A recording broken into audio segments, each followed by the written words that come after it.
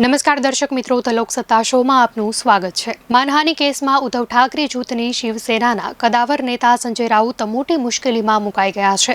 ભાજપ નેતા કિરીટ સોમૈયાની પત્નીએ તેમની સામે માનહાનિનો કેસ કર્યો હતો, જેના પર મેટ્રોપોલિટન કોર્ટ મઝગાંવના મેજિસ્ટ્રેટે ચુકાદો આપતા સંજય રાઉતને દોષિત ઠેરવતા 15 દિવસ કેદ અને 25,000 રૂપિયાનો દંડ ફટકાર્યો હતો, જે રાઉત પાસેથી વળતર તરીકે વસૂલવામાં આવશે।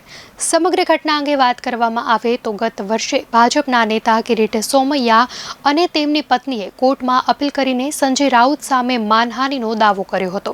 કિરીટ સોમૈયાની પત્નીએ એવો આરોપ મૂક્યો હતો કે મુંબઈના મીરા ભાયંદર વિસ્તારમાં પબ્લિક ટોયલેટના નિર્માણ અને સાર સંભાળ માટે 100 કરોડ રૂપિયાના કૌભાંડના આરોપો તદ્દન ખોટા છે। તે સમયે તેમણે સંજય રાઉત સામે કેસ નોંધવાની માંગ કરી હતી અને તેમને આરોપી બનાવ્યા હતા। તેમની સામે આઈપીસીની કલમ 499 હેઠળ કેસ પણ નોંધવામાં આવ્યો હતો।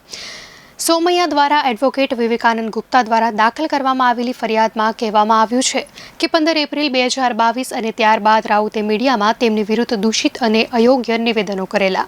આ નિવેદનો ઇલેક્ટ્રોનિક અને પ્રિન્ટ મીડિયા દ્વારા મોટા પાયા પર સામાન્ય જનતામાં પ્રસારિત કરાયા હતા। ફરિયાદમાં જણાવવામાં આવ્યું છે કે આ દૂષિત નિવેદનો તે જ દિવસે સોશિયલ મીડિયા પર પણ વાયરલ થયા અને લોકોએ તે વાંચ્યા અને સાંભળ્યા। સંજય રાઉતે કિરીટ સોમૈયા અને તેમની પત્ની પર ગંભીર આરોપ લગાવ્યા હતા કે કિરીટ સોમૈયાએ પોતાની પત્નીની મદદથી 100 કરોડ રૂપિયાનું શૌચાલય કૌભાંડ કરેલું। આ અંગે કિરીટ સોમૈયાનું નિવેદન પણ આવ્યું હતું। તેમણે કહ્યું હતું કે સંજય રાઉત કોઈ પુરાવા આપશે ત્યારે જ તેઓ જવાબ આપશે।